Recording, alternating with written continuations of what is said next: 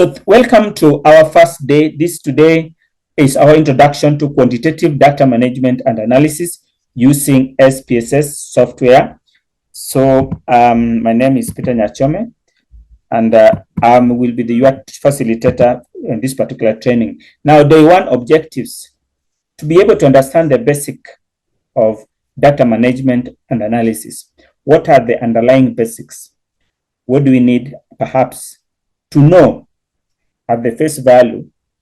What are those terms that at least are very important for us so that we are going to apply them? Every subject and every discipline now has got its own language. So I will be taking you through what we call the language of data management, or the language of statistics.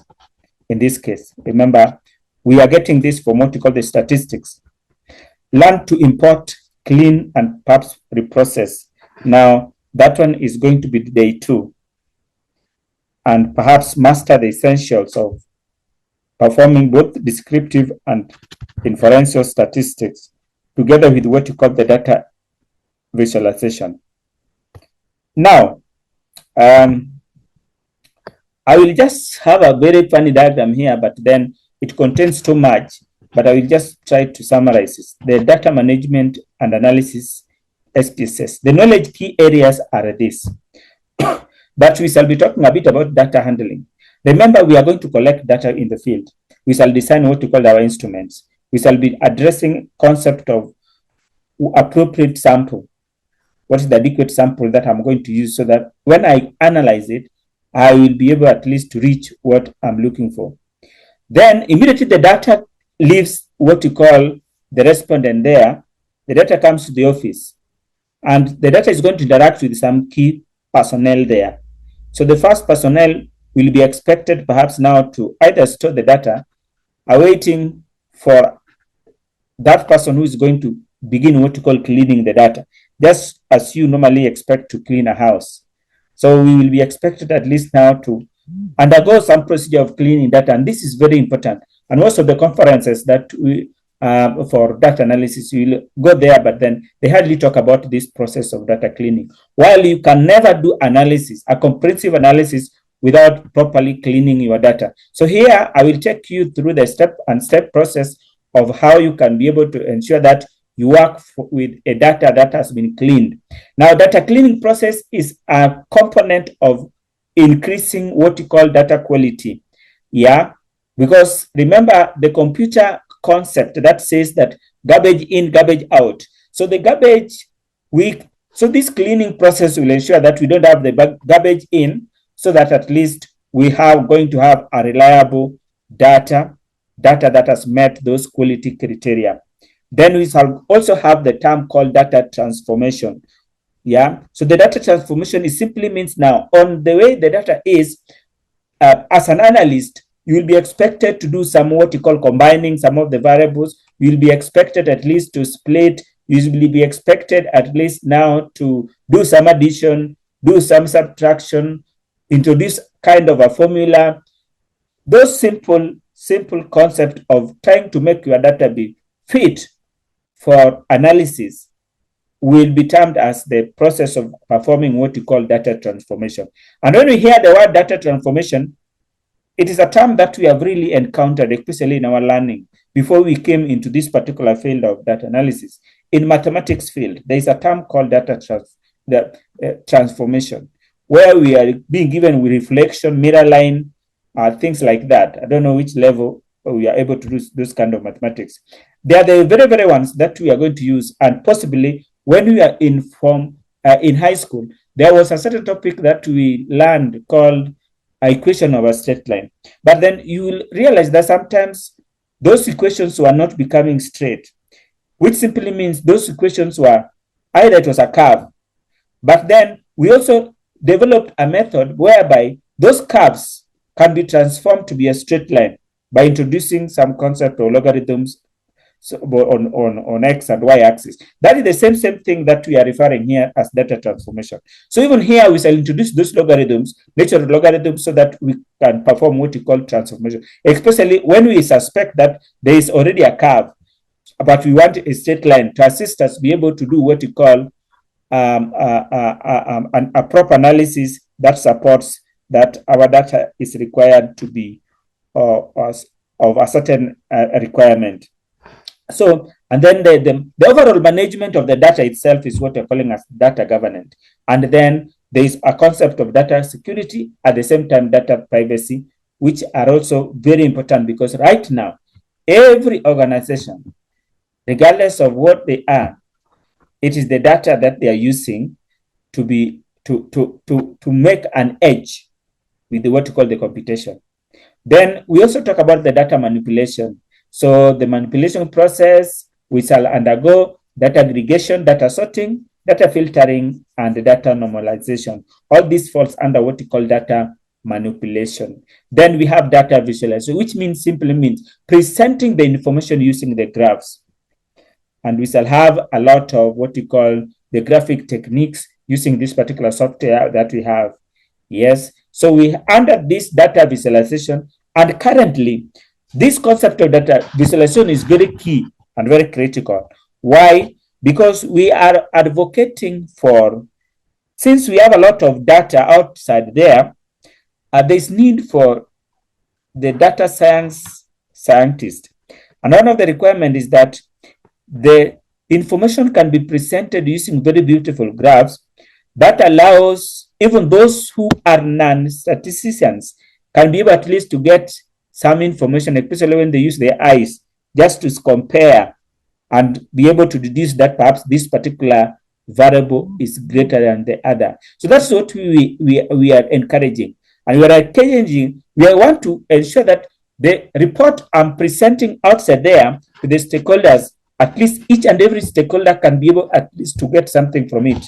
So we don't want to present our data in a more complex way that we only left with those who have the knowledge. No, we want to create a level playing ground where each and every person that interacts with the information we want to share can decipher something out from the report that we are presenting. So data presentation is very key.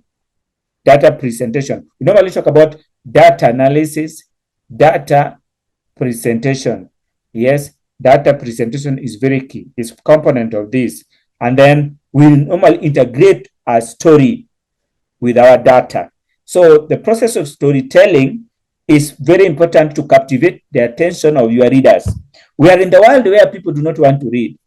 Actually, if you can put something very precious in a book, then you will realize that at the end of the day when you come back, you will realize that even in your family, just hide something precious in the book.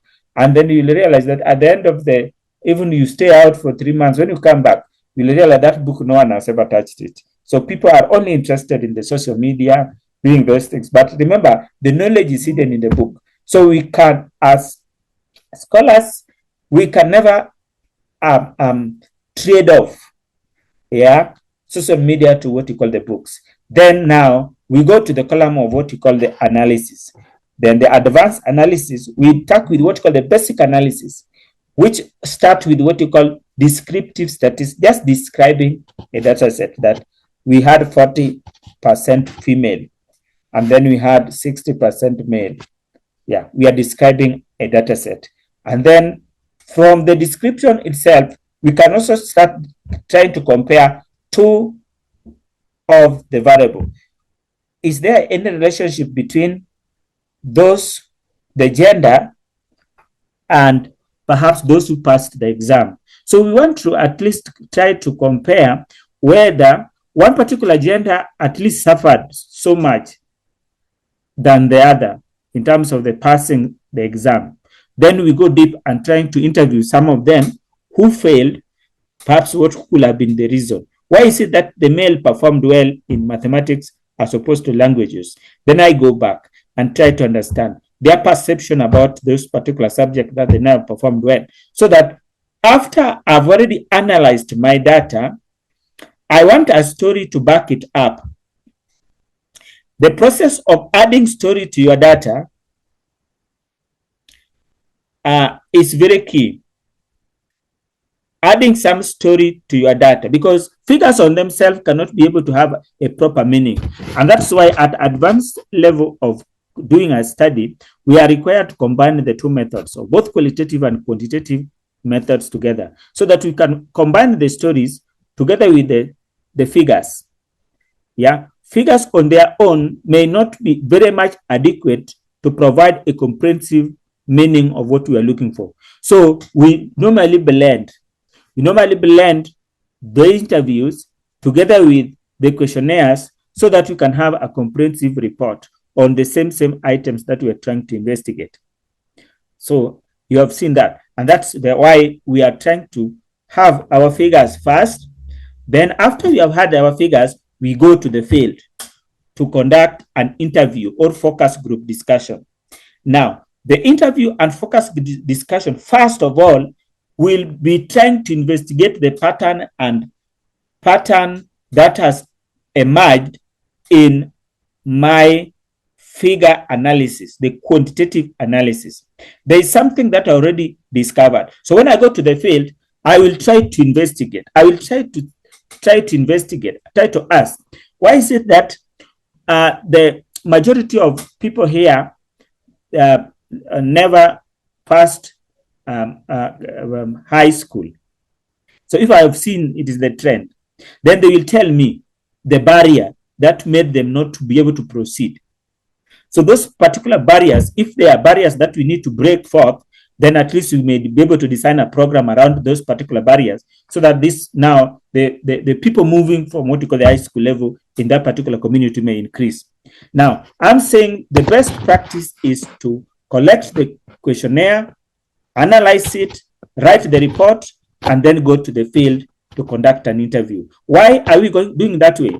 Because now, when we go to the field, we already have something. So when we have something which we collected from what you call the quantitative component of our research, then that particular component will be backed. We shall back it up. Yeah. So we shall even have the stories. They shall be able to even take some of the videos they are narrating how perhaps that particular problem has affected them, and perhaps when did they start experiencing that challenge in that particular community. Then after that, you try to ask them, because remember, we may have not asked that in what you call the questionnaire, but we try to ask them, what are some of your coping style?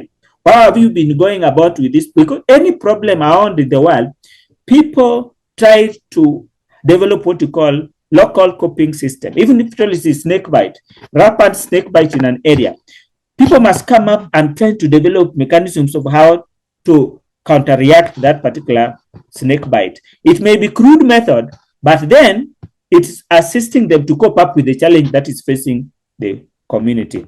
So those are some of the things that we are going. And as a result of that, we may have some very high level analysis like the multivariants, which I'll be able to explain what they are, the multivariant analysis, the factorial reduction analysis.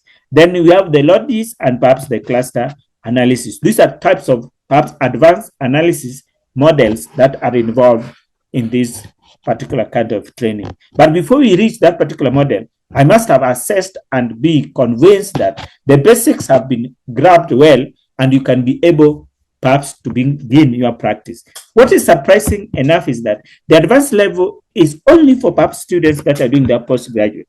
But for those people who are working, we don't need this. We only need more about the descriptive and then data visualization. Because if you go outside there and pick any report in the internet at random, then you will hardly find this component of advanced analysis. The only thing that you are going to find there is the basic, and that basic is simply the basic, and that basic is simply the descriptive statistic. That gives us the descriptive. Describing a data set becomes one of the most important steps into the field. Yeah, and this is something that you can even experiment. After this, even pick any impact evaluation report or any other report that is already there in the net. Try go to the data section and try to read that particular report. Try to check which kind of level of analysis has been performed. You will just find descriptive and those graphs being presented. Okay, so after this is perhaps now there is like now the area of our knowledge, the area that we are going to cover. And I think now you also have the course content that already provided for you. So let's look at the importance of statistics. Statistics plays a crucial role in research and in the decision-making process. Yeah, every manager outside there relies on some data to be able to make an informed decision concerning the direction the organization needs to take, concerning the challenge that we are meeting, in order so that we can be able to address those particular challenges in time.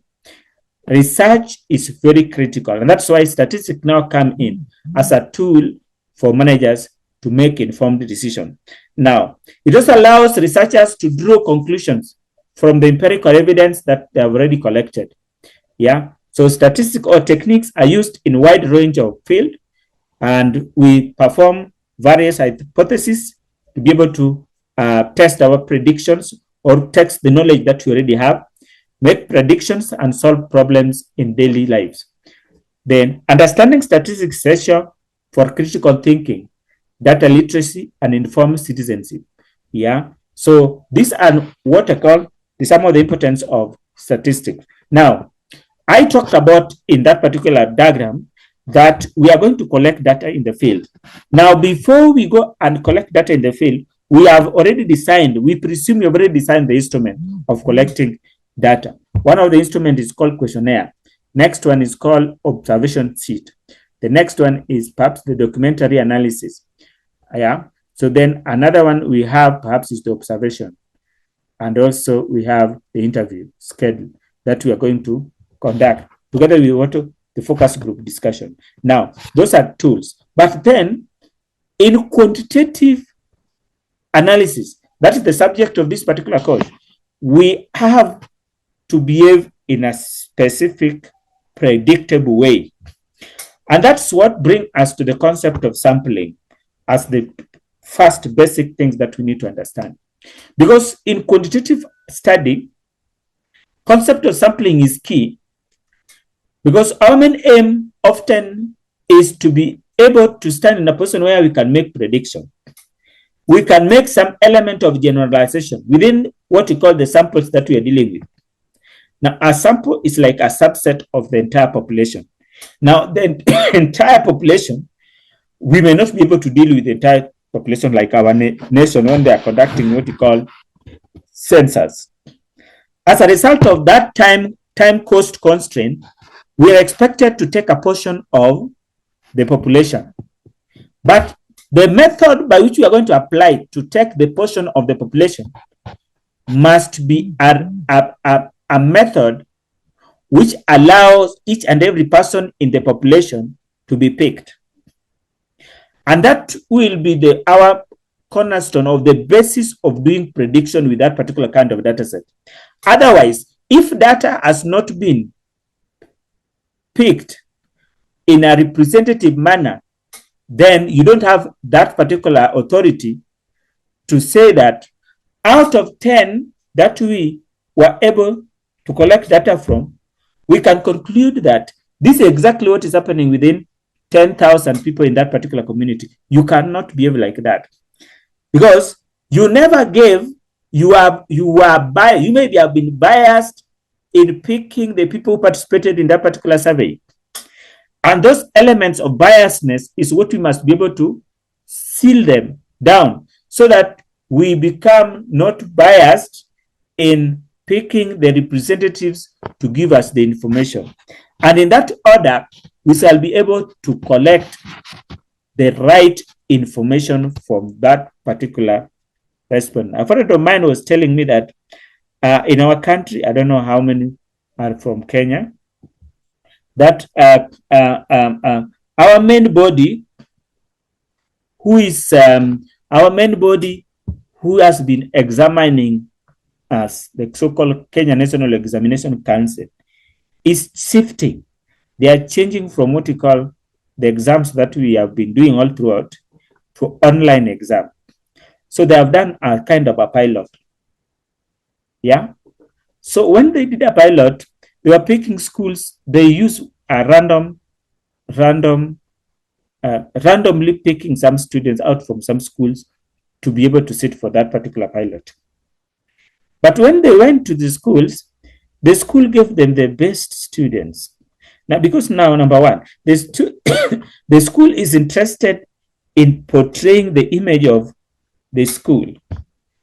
But when they gave the best, they were told that no, the Kenya National Exam Council had already picked the people to participate. So the best were, those best were told to go, and the Kenya National Exams Council provided the sample that they already picked. Now, it simply means there was some scientific method that went through picking those students, because there's something that they're looking for. And that's why this step is actually very, very important. You cannot go to a company and you ask the manager to give you the people to interview, or to give you the people to give the questionnaire. The manager will select for you the best employee. But using the best employees, you will not get the real picture of what is happening there. So we need to mix up the best and also the people in the middle, and even the worst also needs to be incorporated together, so that at least you can have an overall feeling and view of correct position concerning that particular element that you are trying to investigate. Therefore, there are two methods of sampling that are very important for us to understand. One is the probability method. This probability method is where we are giving people, each and every person in that particular target group, an equal chance of being included to participate in our survey. But then the non-probability approach does not advocate for that, since the methodology that we are using in non-probability method does not give people equal chance, because we even have what you call convenience. I only interview the person who's near me. I only interview a person that I feel is more knowledgeable and can be able to provide me with information. Or possibly, I only interview a person that has been given to me by another person that I interviewed. That is the so-called snowball sampling approach. Yani, you allow the respondents to give you a person that you are going to interview. And this is very, very common, especially when we are doing what you call surveys for things that somehow are very secretive and illegal. Like you are trying to investigate something on sex workers. Yeah, you can never adopt what you call the probability method. The best approach there is to use the snowball, where I get one sex worker. After the interview, I talk with him nicely, and they refers me to the person they are with him in the same business, because they know each other. You're trying to interview these bank smokers, these illegal activities. You can hardly get information in the public there without adopting this snowball approach. But remember, this snowball approach, you must have already convinced that particular person that you are not one of the government representatives for you to sell them off. So that's one of the things that element of rapport is required for this snowball approach to be very much effective. So we are just, for the sake of this class, I will not dwell so much about the non-probability approach, because we are in quantitative analysis. And therefore, I will be so much concerned about the probability approaches and how we can be able to, at least to adopt them. So before that, there are generally some scholars that have come up with some approach to determining what we call samples. So simple random sample with the known population, you can be able to adopt this particular kind of formula. So if you want to get the sample size, so we have Z times, yes, Z squared, then E, where N is sample size, Z score corresponds to the desired confidence level. And often this confidence level is for studies, social sciences, this where the confidence level is 95%, which means our error rate, margin of error, is only 5%, we can adapt 1.96. But for the medical studies, the confidence level is not 95, it's 99. And this simply emphasizing the level of accuracy. It simply means in the medical studies, we are expected to have a very high level of accuracy. Yeah. So that's why, at least when you have a dispute over the the paternity of the child. Then you go for what you call DNA. The result will come that 99%, this is your child. In statistics, we cannot have 100%. So it's only 1% chance that this child can be belonging to somebody else, which is not you. So that particular margin is also too small. So definitely you need to conclude that that child is yours, because it is 99% accurate that it is yours. Then we have what you call the population variance. There you are seeing that population variance, and then the margin of error, which is like now the 5% or 1% for medical sciences. Then when you adapt into this particular formula, you'll be able to get what you call the sample size. Okay. Then we also have a sample size for unknown population, which simply means we don't know the population. The other times we have the population. So when we don't know the population, then we can be able to adapt this one. Or when the population is finite, then we can be able. Now, there are several guys that have come up with this, and mostly our interest here is perhaps to arrive at an appropriate sample size that we can be able to rely on for the sake of doing our what we call analysis. So all of this can be able to confidence level. Then now, I just want to begin briefly after stopping from there. Probability sampling method. Yeah, so a method where every individual has an equal chance of being selected from the population. That is what we call probability method. If I have 40 students in a class, then each person, like right now, you are around 6, and I want to collect a study from you. So I need to design a methodology where I give you an equal chance of being included in that particular survey. Perhaps I only want 4 people out of 6, so 2 will not participate. But I cannot just pick so and so and I ignore other people. That means that is a biased approach. So I must be able to design a method. So we have different kinds of methods that supports this probability approach. So these are the methods. Number 1, simple random sampling. Number 2, systematic sampling. Number 3, stratified sampling, and then cluster sampling. So we just want to go briefly into each one of them, and so that you can be able to understand how they are being applied. Okay, so we start with the simple random sampling. This is the easiest. Like for instance, suppose we have a list of 20 students in a class, and we want to select 5 to participate in our survey. But we want to give the 20 in the class an equal chance of being included. This is what we are going to do. We shall write something like raffles. Then we write out of the 5 raffles, we shall say yes, yes, yes.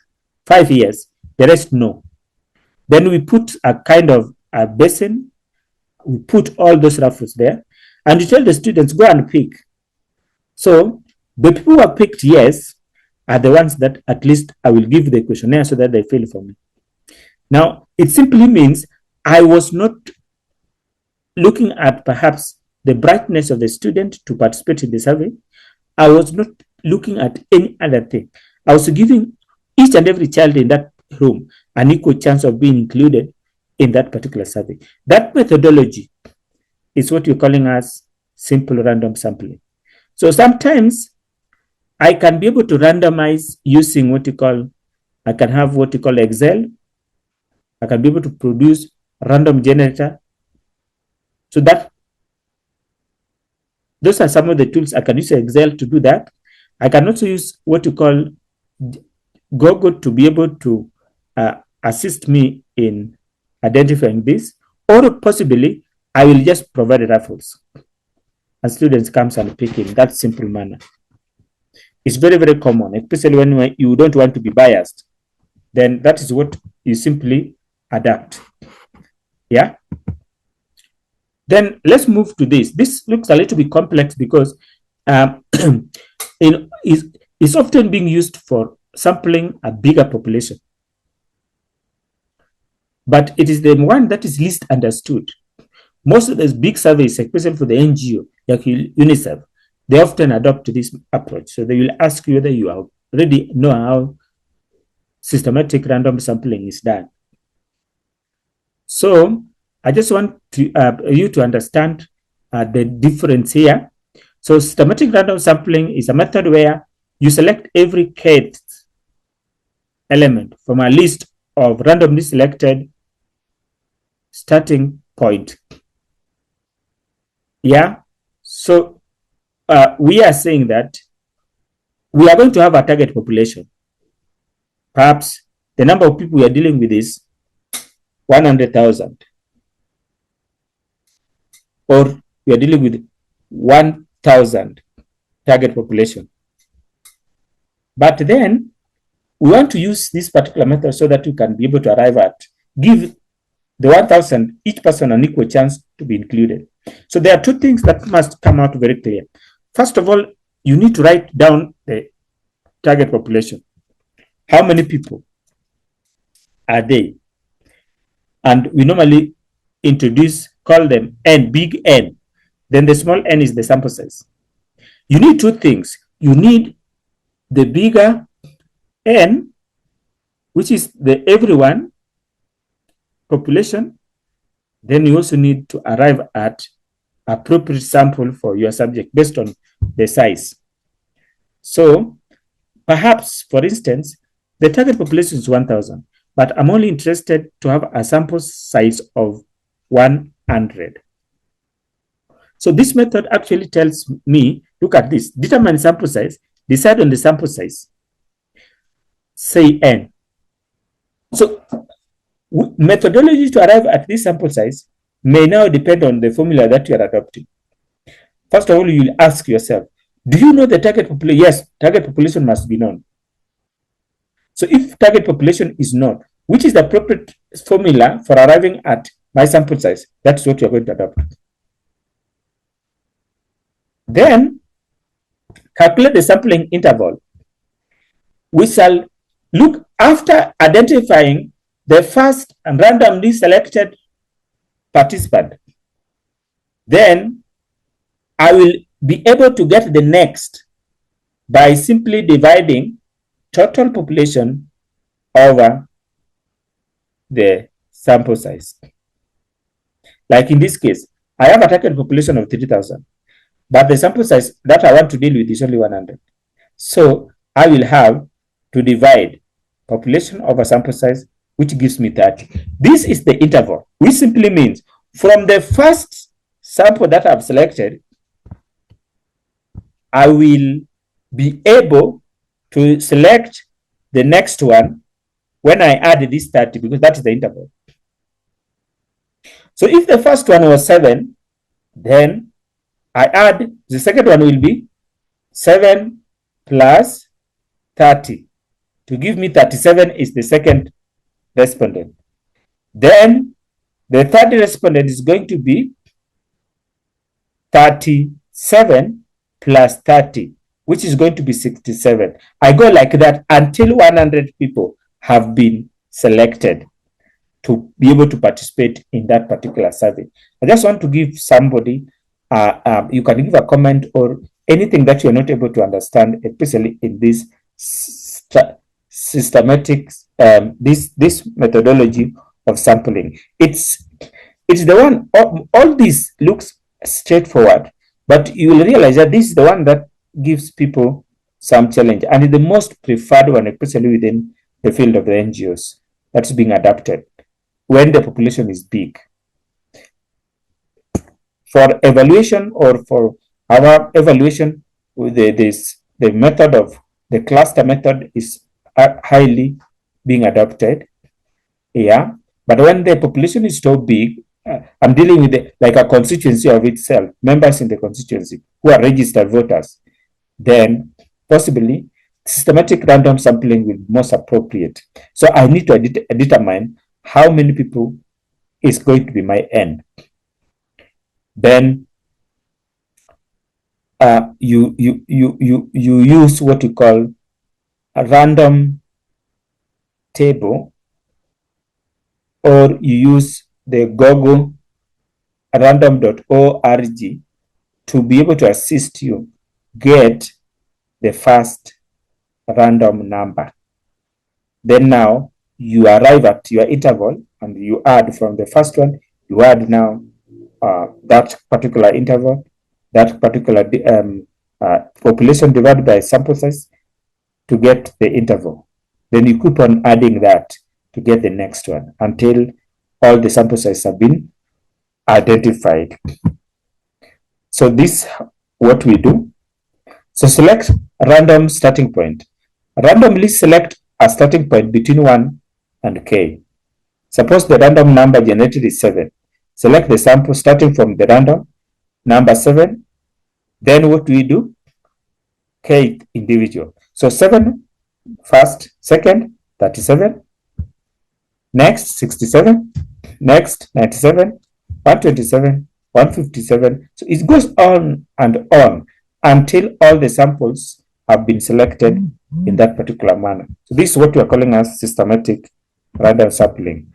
Now, this is another illustration just on the same. So in this case, the population was 100, but we only wanted 10. So first of all, I need to know the interval. So 100 over 10 is 10. Select random starting point. Assume the random starting point is 4. Select the random starting point 4. So 4 plus 10, I get 14. And I continue selecting like that until 10 of the participants have been selected. So this is the method that we are referring as systematic random sampling. So if the population is big, equally, if it is big, perhaps now the sample size also needs to be bigger. So we are going to have 300,000 is the target population, divide the sample size, which is, well, it simply means now, this must be integrated also with appropriate sample size. You must be talking about the appropriate sample size that you will use for your survey. So you divide like that, then you can be able to get the interval. Then now use appropriate tool to determine the first randomly selected participant and continue now adding with the interval until you select everyone that should participate in the survey. Okay. So that is now the second random sampling approach. First is simple random sampling. Second is systematic random sampling. And the third is stratified. Yeah. So in this stratified method, it's also not very complex, very simple, but we put people in groups. And those groups must have similar characteristics. Like, for instance, you go to this organization, you find there are 100 employees. But in the employees, 30 are in the marketing department, sales department, you have 40, and then engineering department, we are all production department, you have 30. If you add them together, you get 100. Then, what you simply do is get your appropriate sample that you are going to deal with. A sample may be 20. Then now, you do what you call your portion. You say, out of, in marketing department, how many people will I deal with? Yeah. So you can be able to provide appropriate ratio. So 30 divided by total, which is 100, times the sample, to be able to get the number of people in the marketing department that I will be able to work with. But once I identify, like for instance, in this case, if my sample is 20, then I will just perhaps, when I take my calculator, I can be able at least to identify. Yeah, I just take 30. I take 30 divided by 100. 30 divided by 100. Yes. I take 30 divided by 100. Then multiply times 20. I get 6. So when I go to marketing department, I will only deal with 6 people. But since they are 30, I will now use simple random sampling to select 6 in the marketing department. I will give every person in the marketing department equal chance to be included, because that is when the information I will collect, I can be able to do projection. Then I go to sales department. I also calculate if 40 over 100 times 20, because I only wanted a sample of 20 from the entire population. So I can be able to know how many people do I pick here? How many people do I pick in the engineering or production department? So I do that kind of calculation. Then I use now simple random sampling to arrive at the people who are supposed to participate in the survey. So that particular kind of methodology is what we call as stratified random sampling. The subject of investigation, the target population, and the respondents must be, first of all, categorized based on perhaps age, based on department, yes, based on perhaps what they study at the university. Yeah, because people are not the same what they go and study in the university. I can classify them based on that. So that I try to see these people are working together, but they all learn something quite different. Then I will be able to try to classify them based on what they study in the university. Then my main interest is to be able to connect, if at all there's some relevance with what people study with their productivity level in working for an organization. Such that now that particular kind of research, it will be passed to the human resource department. When they are now recruiting subsequent other employees, they will take more people who tend to be more productive in that particular enterprise based on their degree level. So when other people come with different other degree levels, they will be rejected at the interview stage because we are looking for specific people who have already demonstrated some higher level of capability of being effective in our enterprise. And that's now the basis for this kind of method. Yeah. So this is just the approach, the steps that I need to follow when I'm using that certified random sampling. Then let's move at the last one here, cluster. Cluster sampling is a technique where the population is divided into clusters and a random sample of these clusters is selected. All individuals in the selected cluster are then surveyed. Okay. So cluster will require, like for instance, I come to an area, then I'll be able to group different schools, school A, school 2, school 3, school 4, and school 5. Then if I already have 5 schools, then I want only 2 schools. So I will select school 2 and school 4 for my survey. And all students in school 2 and school 4 is part of my target population in this case. And I give them what you call the instrument so that they can give me information. Then at the end of it all, the information I receive, I will say this is exactly what happened in this area. Yeah. So any question from that? Any question from that? That particular kind of sampling methodology is very important because this is the basis of our research. So once I do a correct sampling approach, then I can be able at least now to proceed well to analysis. Because remember, the data analysis itself is based also on one factor called the sample technique that I've used. So Elizabeth, can you talk? Yes, thank you. I think the introduction is good. I just wanted to find out now if you have a small population, like you have 100 and something, total population. Yes. We are being asked to use sensors. So what do you do in that case? To do a sensor so that you're... Yeah. Okay, if you have a small population and they recommended that you don't sample, you just do a survey of everyone. But when you do like that, then the much you are expected to go is just to present a descriptive statistic for your sensors. Because there's no way you can do any generalization, because what are you generalizing? Well, there is already you're dealing with the entire population. So just provide the descriptive statistics and provide those tables and conclude your report. Just do it like that. Yeah, we cannot go ahead and do regression, those correlation things, no, because those are inferential statistics. We are inferring that from the very sample, this is what we are supposing may reflect in the entire population. So that's not there. So sample size too small, and then they recommend you to use Celsius, yes, it's appropriate. It can be told so. So in that particular case, you just provide us with a descriptive statistic. Yes, Elizabeth again. Okay, let's clarify on the issue of just descriptive, because I think it's not, from what I've seen, even in the defenses, you have to do inferential analysis also of that population. But now, what are you inferencing? See, that those are some of the mistakes that do happen, because now, why should I do a inferential while I was doing census?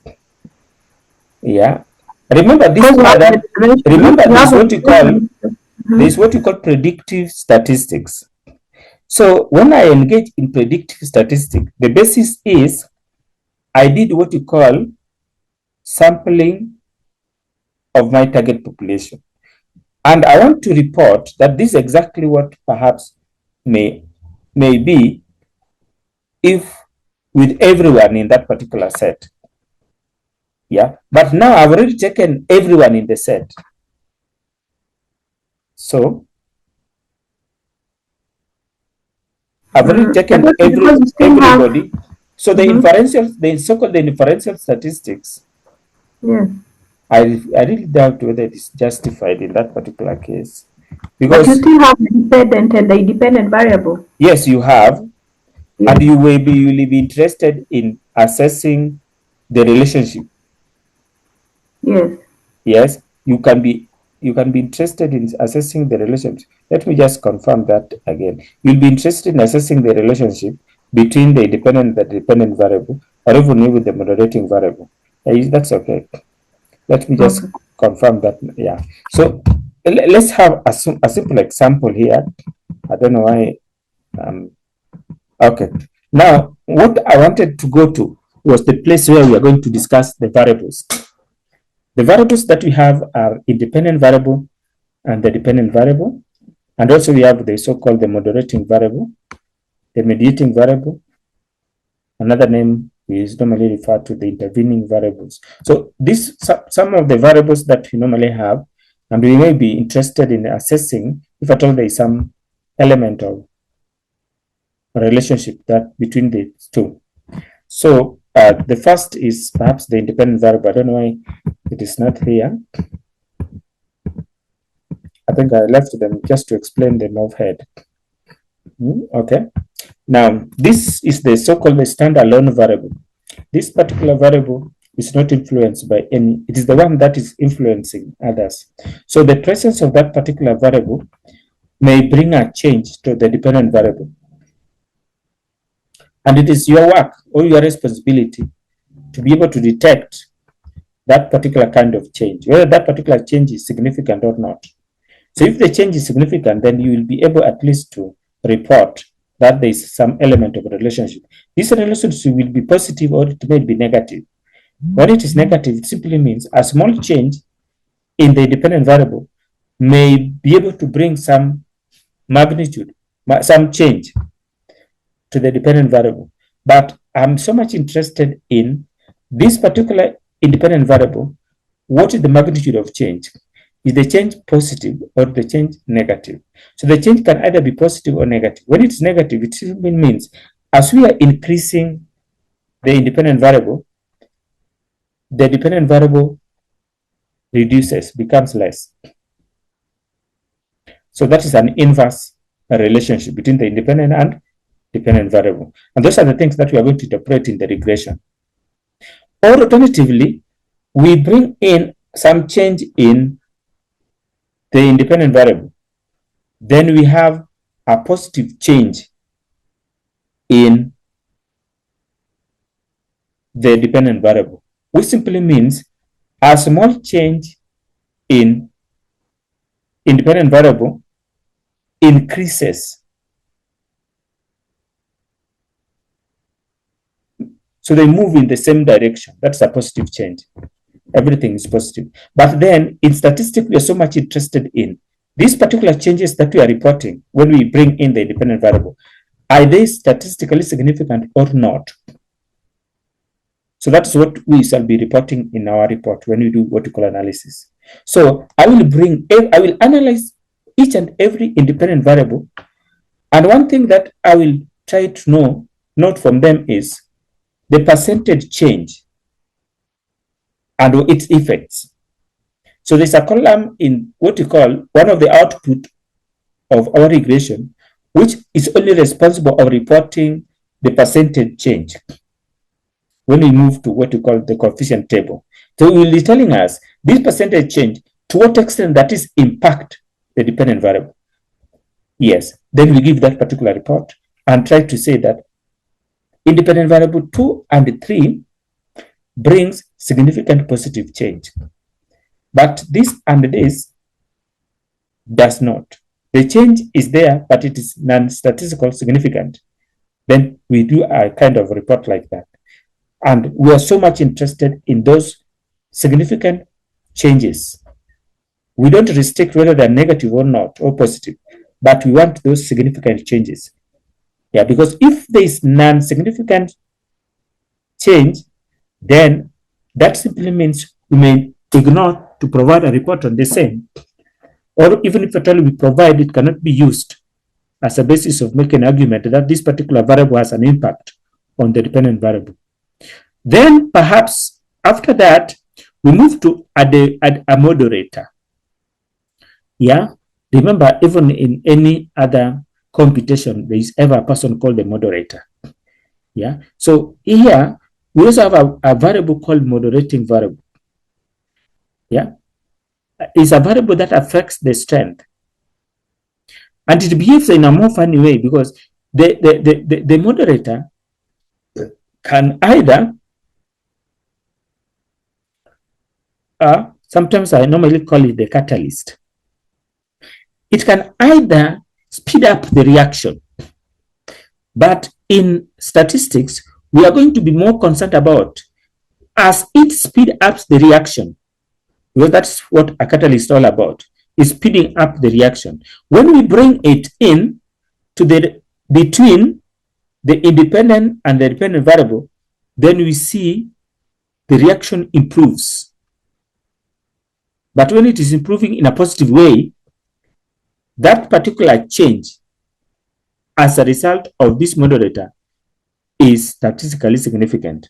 Then we are able to quantify that the presence of this moderator is very important as a way of ensuring that they change.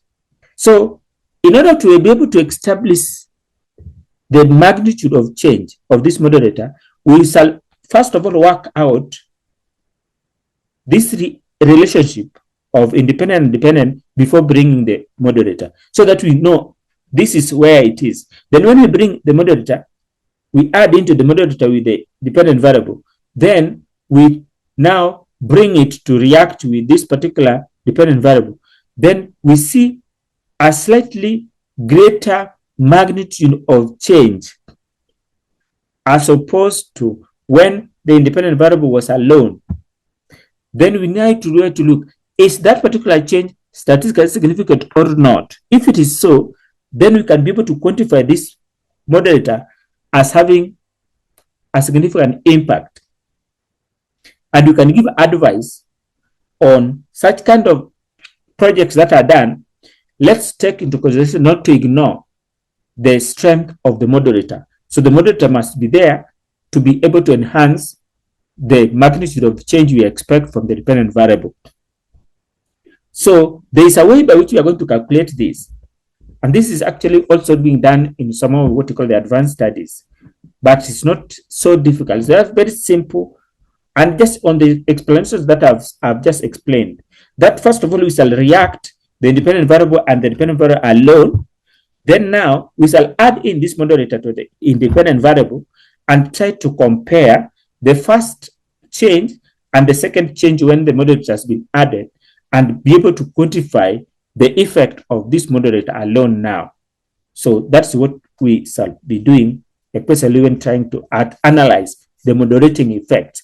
Especially those guys who are doing what you call the postgraduate studies, the concept of the moderator is very key. And you will be expected at least to test whether this particular moderator is able to bring what you call significant effects to the changes that we are able to see in the dependent variable. Then that's all about the moderator. So I want to go to the next level. So this is now an illustration. Our research is being done on work stress and job satisfaction. So the independent variable in this case is work stress. Then the dependent variable is job satisfaction. But the moderator we can bring in social support. So you may find some of the universities that what they do, they now, you could have a title that you try to include what you call the moderator, like the moderating effect of social support on the relationship between work stress and job satisfaction of this particular target population. So that's how perhaps you are trying to frame your title, beginning with what you call the moderator first of all. Or alternatively, we shall be talking about the influence of work stress,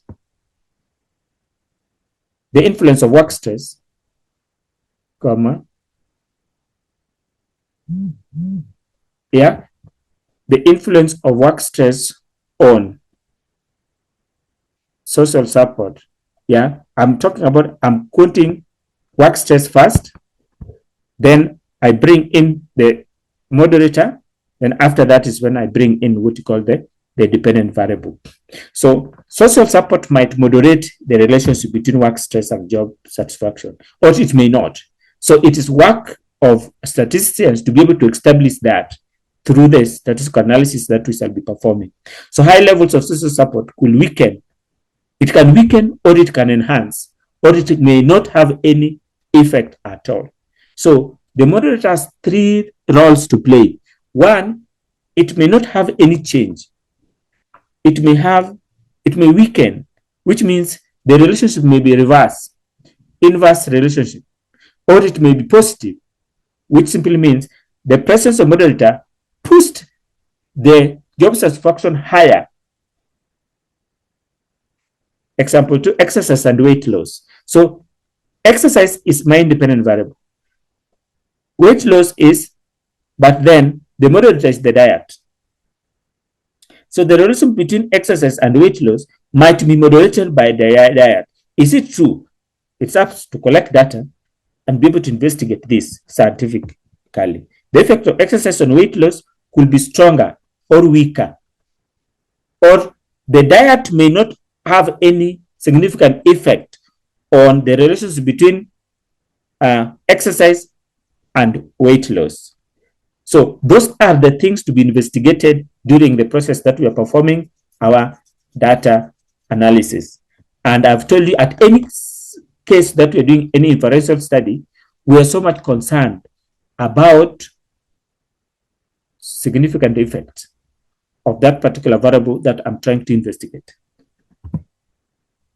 Okay, so let me move to the next level. I don't know why I'm trying to.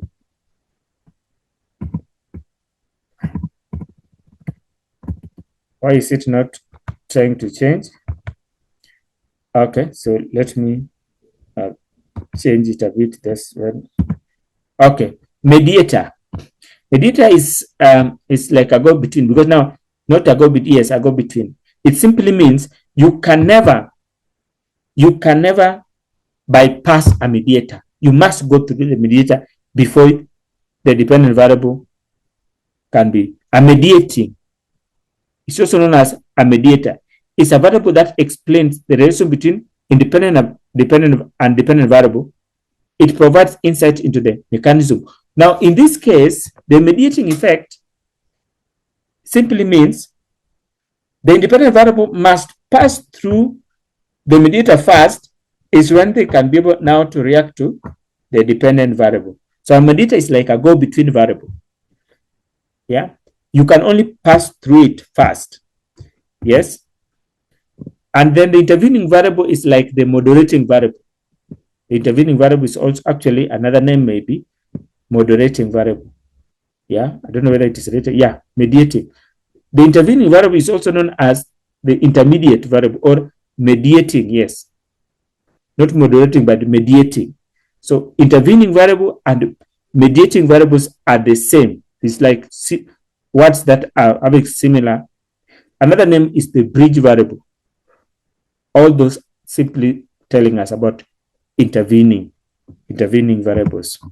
Yeah, look at this example. Stress, independent variable. Coping strategies, intervening. And then mental health, dependent variable. Here, coping strategies mediate the relationship between stress and mental health. Education level, independent variable. Job skills, intervening variable. And then job performance. So job skills act as a mediator between education level and job performance. Is it true? You go collect data around those particular variables and analyze them. And after that, we can be able to prove whether is it true that job skills act as a mediator between the education level and job performance.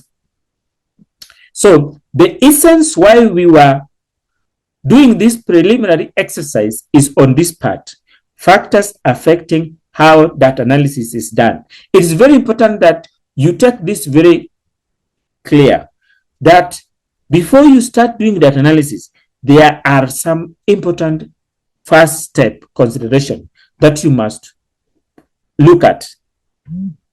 Your analysis journey is going to be very easy.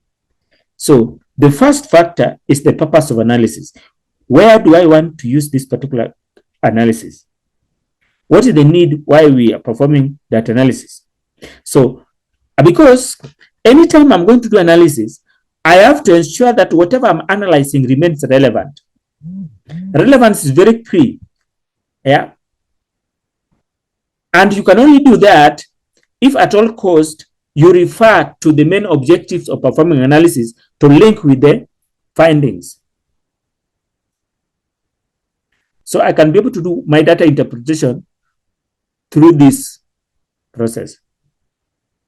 And that's why we normally say we do data interpretation using two things. One, as I analyze any findings, like I found ladies to be 20% and then boys are 80%. I cannot just leave it like that. I need to go ahead and then ask myself, ladies are minority here.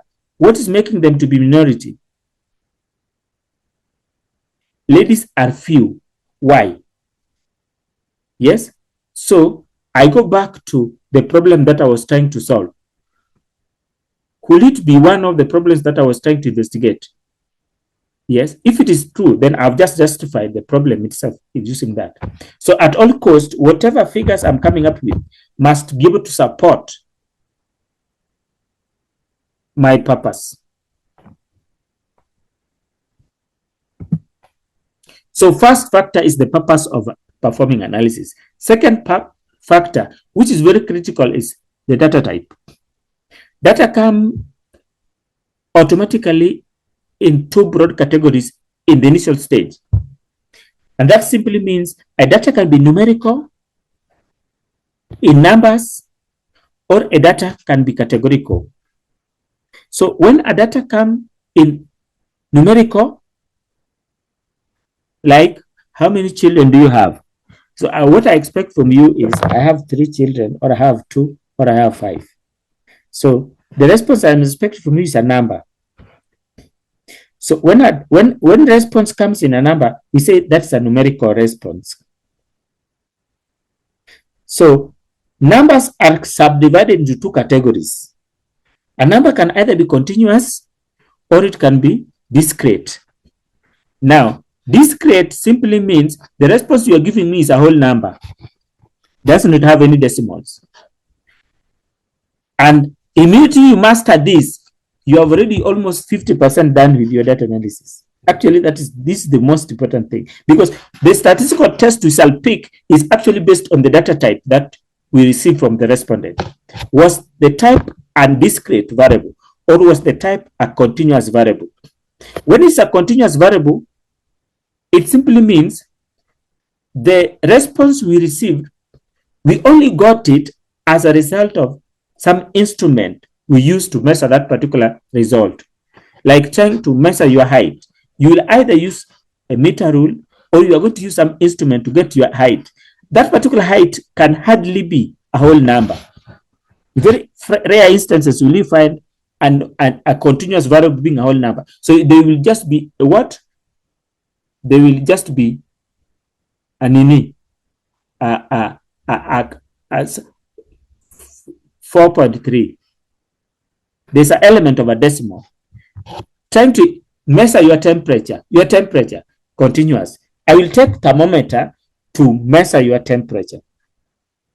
I will take weighing balance to put you in the weighing balance so that I can know your weight.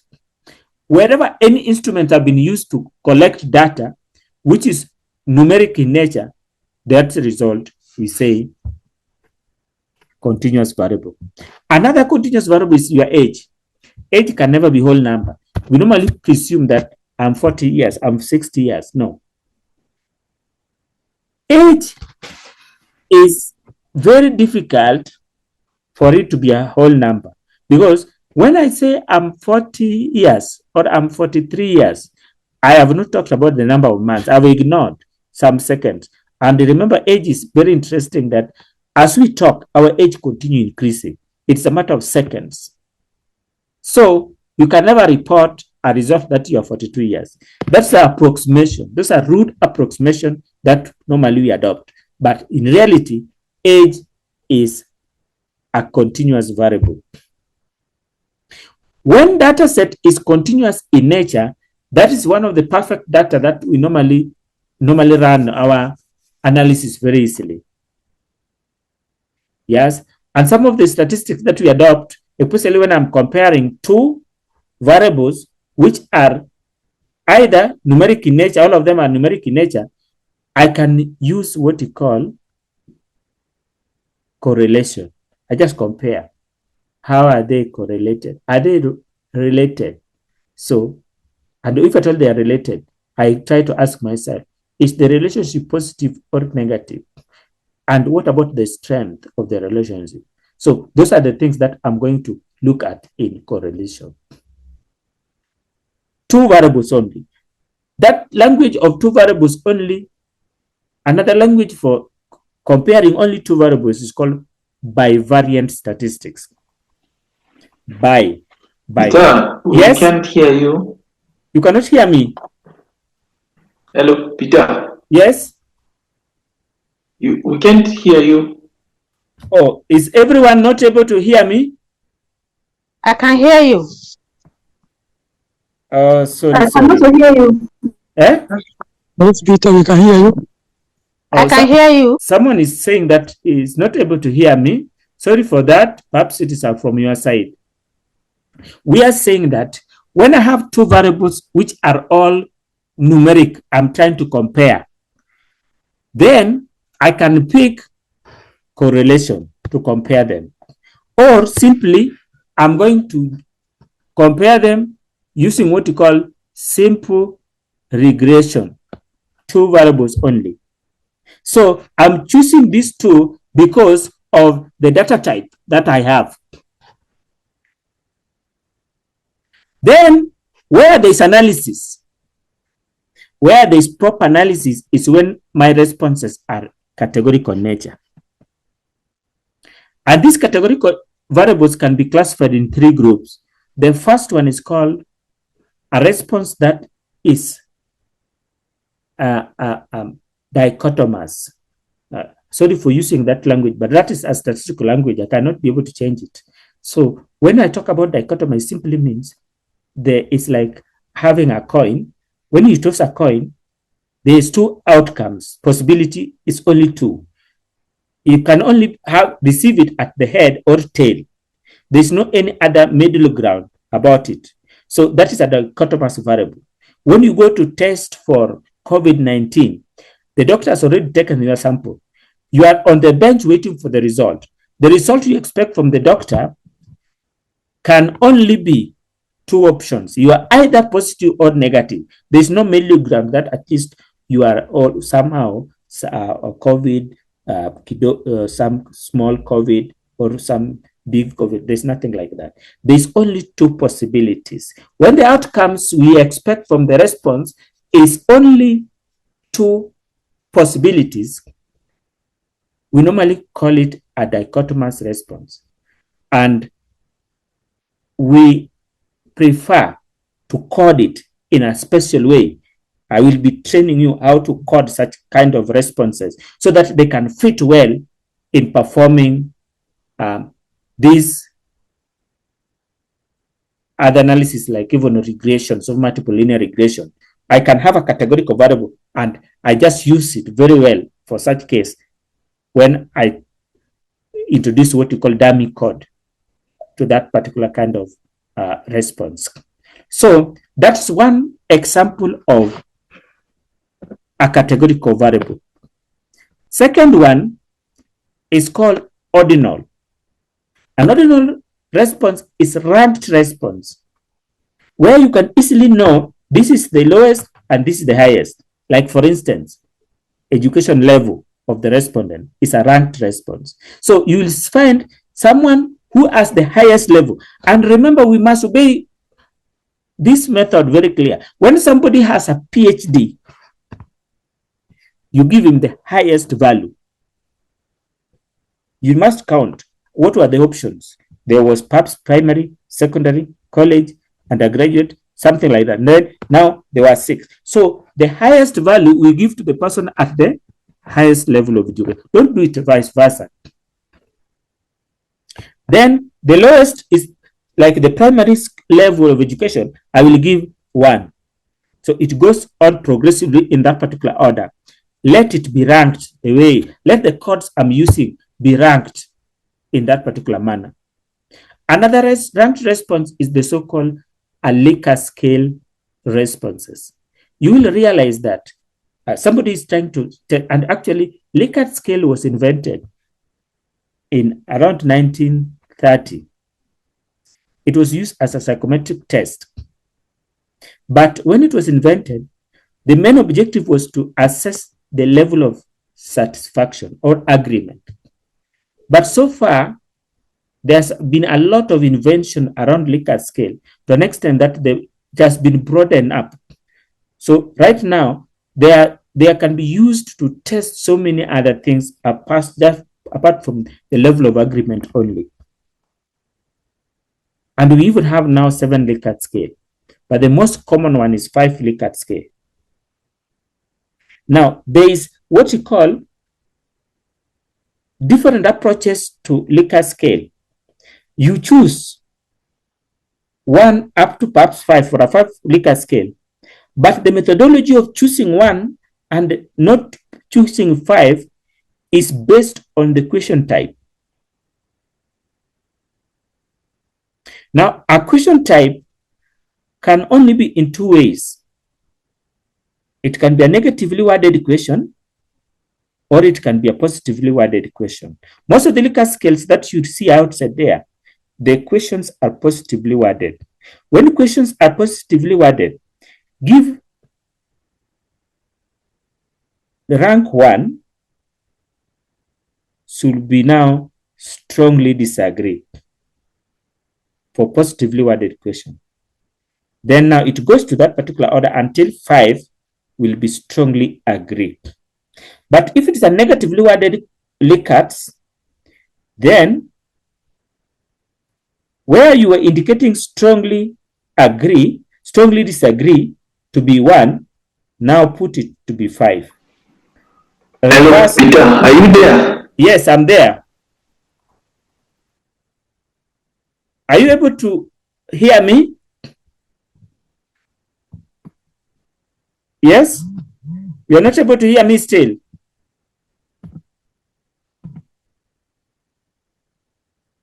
Hello? Can everyone confirm in the chat box that you can be able to hear me?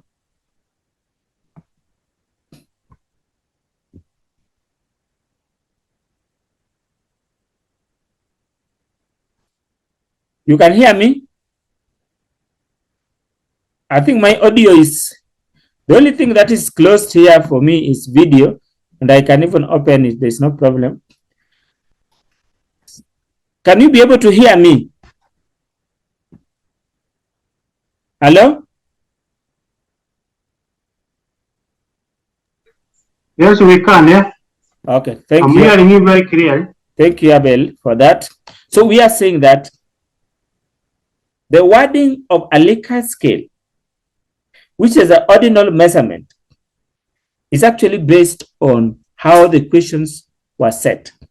So questions can be put there for the respondent to rank for us, which are positively worded. That is the most common one.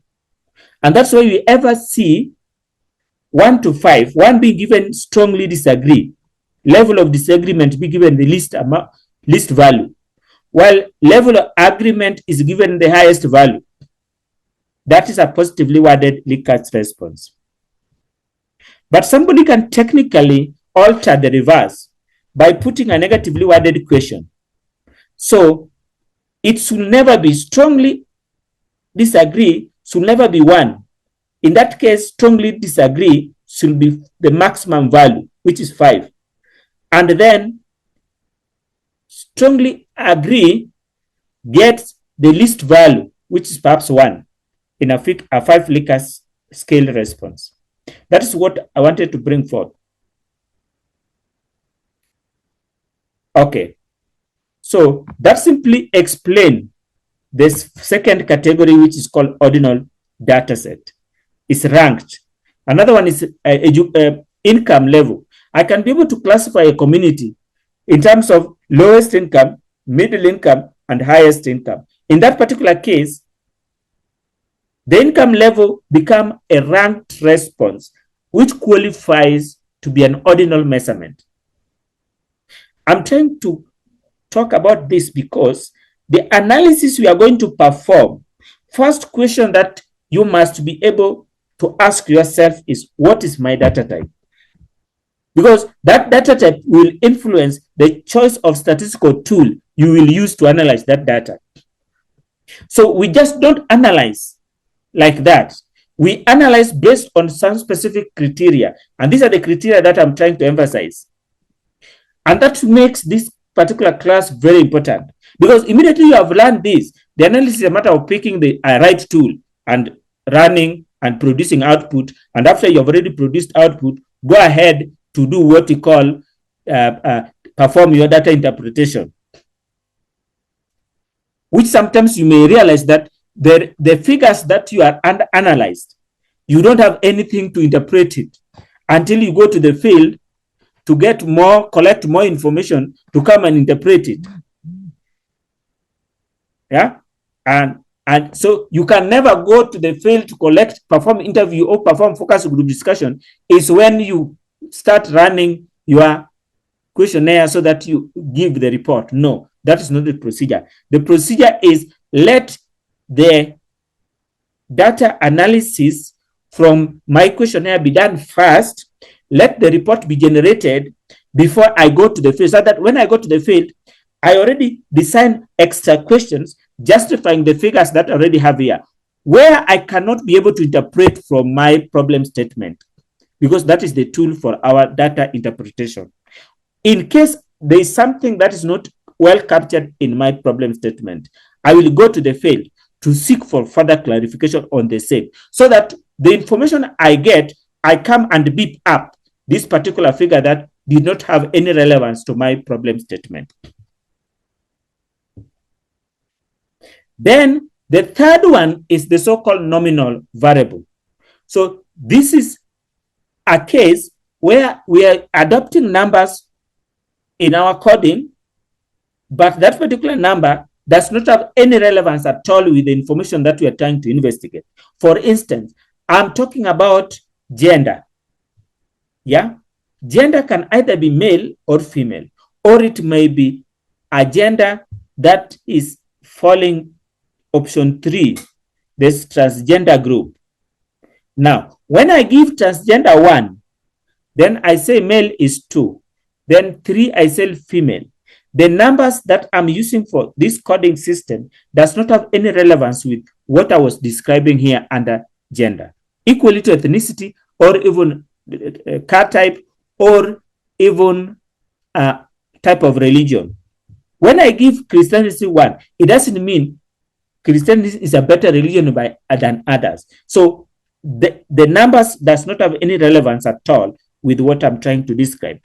The nominal data is most widely adopted because you may realize that you have put your email there as a data. So you are capturing the email of respondents. That is a data in itself. So that particular email is a nominal variable. Your identification details, like for instance, the PIN number, that is a nominal variable. But it's a nominal variable, but it's in numbers. Yes, so you may ask, but this is in numbers. Why is it not numerical? No, it is a nominal variable, and we are not using them for analysis in such a case. It's just there for describing you, the identifier. It is identifying the respondent who participated in our survey. So after that, all these tables I've clearly explained. So I will just move. Yeah, this is the table that I was trying to describe, though we never looked at it. So this is the broader classification, and this is the knowledge that you require before you begin performing any data analysis process. Because when it is numeric, which is either discrete or continuous, there are tools for that. So when it's categorical, binary, ordinal, or nominal, there are specific tools that we can use. Just for instance, binary response. I'm comparing two binary response. One tool that I most likely, can somebody tell me? You are having two nominal variables. You are trying to compare. Which are most likely the tools that you can use for that analysis?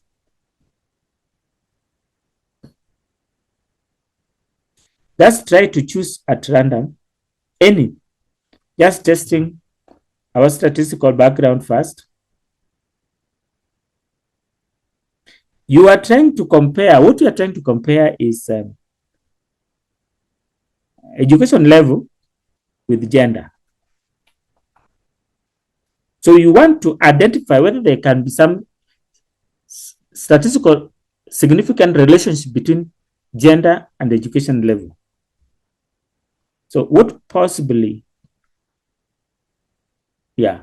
So number one, we can use cross tabulation. I can compare the two. So I will be able to use chi-square test of significance. Yeah, since there are two. So if the sample size is too small, especially in medical studies, that is where we normally expect a very small sample size like 10 for trial. Okay. So instead of using chi-square, and the variables are categorical. So instead of using chi-square, because chi-square requires some minimum level of sample size, which is not too small. If it is too small, now instead of running chi-square, I will change to Fisher's test. So I've just changed that test because the sample size is small. So it simply means sample size can determine the kind of test I'm running.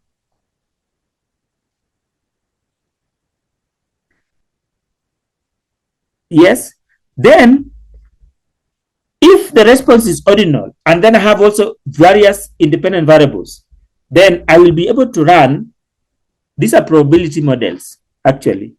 These are all probability models from these categorical responses. So long as it is my dependent variable. My dependent variable is binary and have other independent variable, I will be expected to run what you call binary logit or probability models. In this case, if it is a regression that I want to, then I need to go for this binary. This my dependent variable is binary.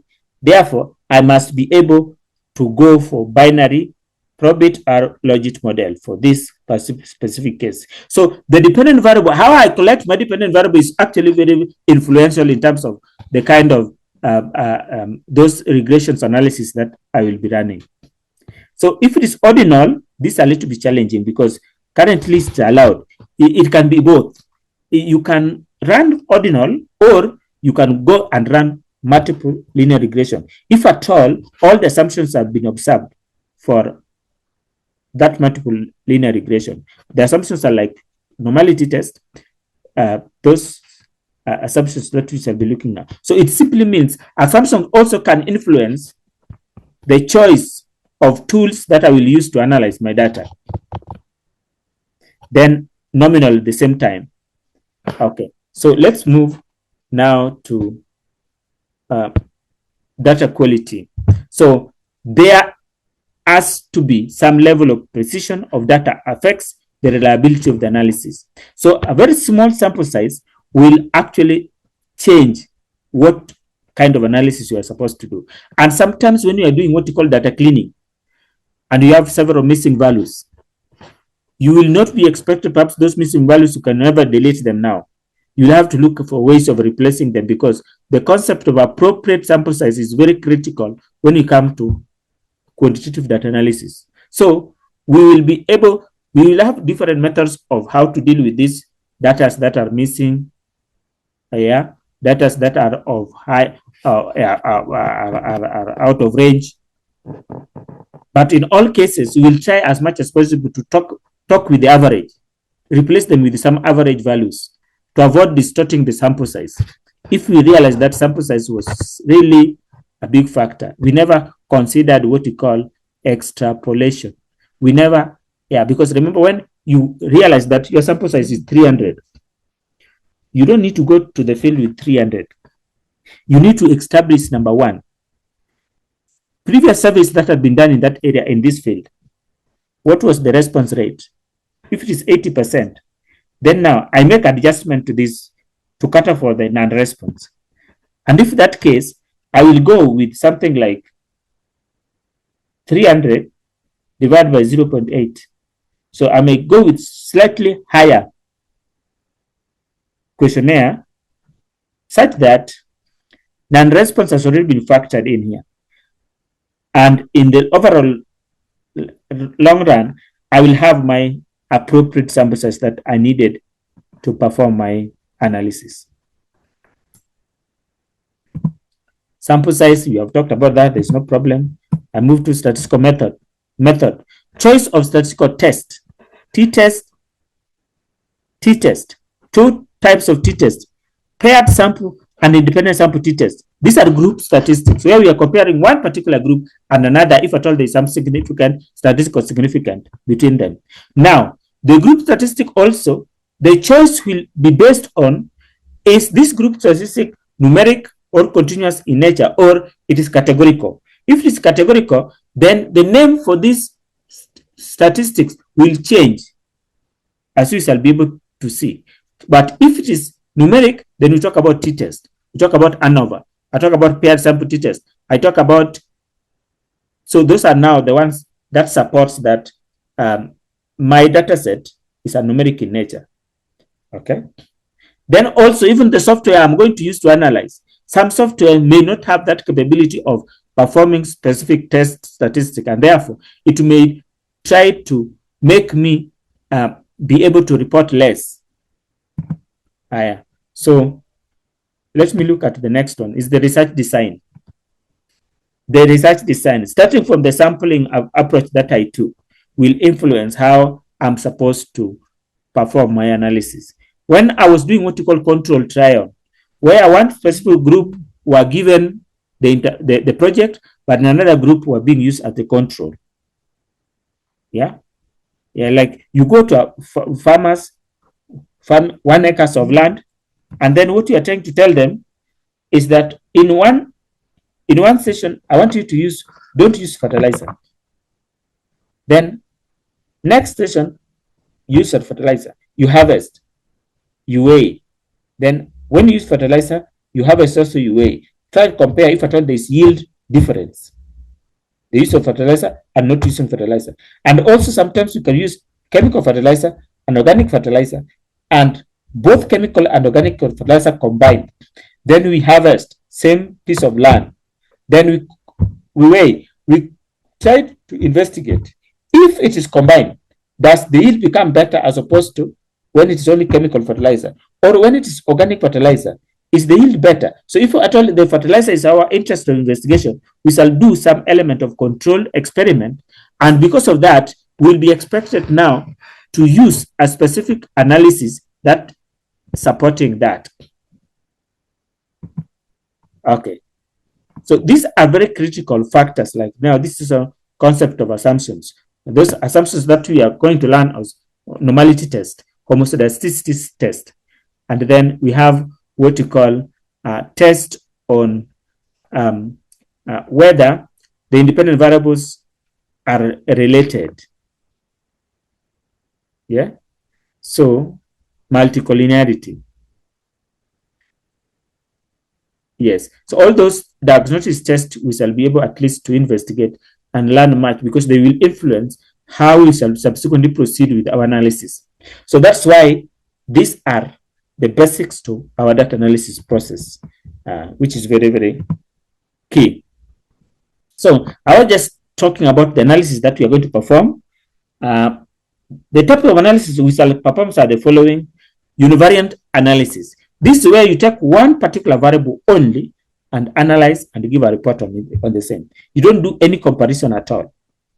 So if the data set is numeric in nature, then the kind of univariate analysis I will perform are measures of central tendency, mean, mode, and median. Then I can do what we call measures of dispersion, frequency distribution, and skewness and kurtosis. That's much about univariate analysis. Frequencies, just reporting on 50%, 30%. And I've told you this is what is most common in statistics. This is the most important one. Yeah. Pick any report. The most important analysis that you need to grab yourself so well with is univariate analysis, where each and every question is being analyzed and you report on it and look at its relevance to what you are trying to investigate. Now, if you are doing a report for the NGO, you are not a student, then what we expect of you is each and every question will be analyzed and then try to match that particular question with the subject that we are trying to investigate. In terms of, there is a problem statement in that particular. Is that question supporting what was written in the content of the problem statement?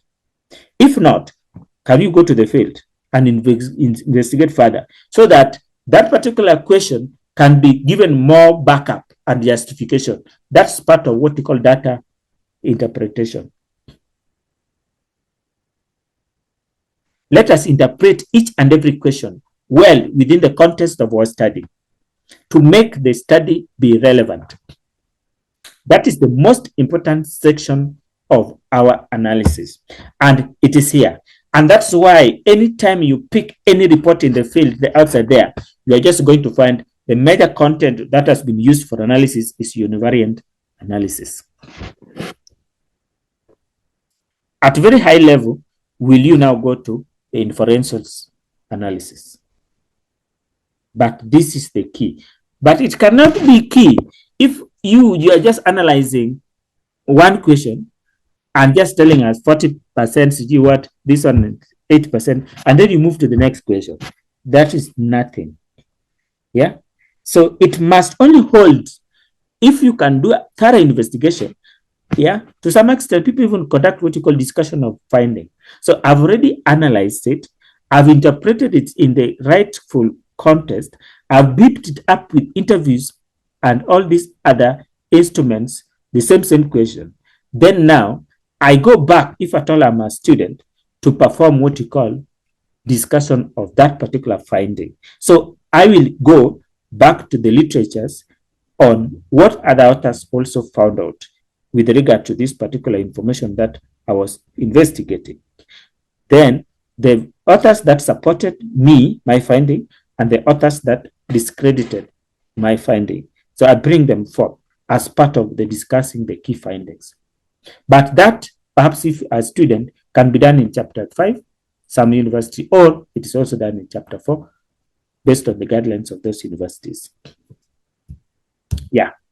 So the most important thing that I've emphasized, because now when I'm doing a survey for the NGO, I don't go to the discussion of the findings, but I have to perform data interpretation, because that is what is going to make that particular finding be relevant. Relevance is very key, and it's even one of the criteria of evaluation. the relevance, supporting relevance, that let's ensure that my 25% is well connected with what I was trying to investigate. It holds, it's given more meat, it's given more value. Yeah, good. So let's move to the next bivariant. Bivariant is now comparing two. So I can compare two using chi-square. Chi-square I only use if at all I'm having adequate sample size and I'm comparing two categorical variables. This is test. I'm comparing two categorical variables, but the sample size is too small, like 11 or 10. Very common in medical studies. Number 3, correlation. I'm comparing two numerical variables, or I'm comparing two ordinal variables, because ordinal variables can be treated in both two cases. So long as the assumptions have all been observed, there's no problem for that. Then simple linear regression, two numerical variables being compared. Bivariant, 2, by 2. Then multivariant, more than 2 being compared. That's where we have things like multiple linear regressions. Yes? And that, to that particular extent, that brings us to the end of this particular presentation, because the rest is now going to come out very clear during the step of doing what we call data analysis itself. When we are going to be doing data analysis, everything will be now coming out what I was trying to explain. It simply means the other finer details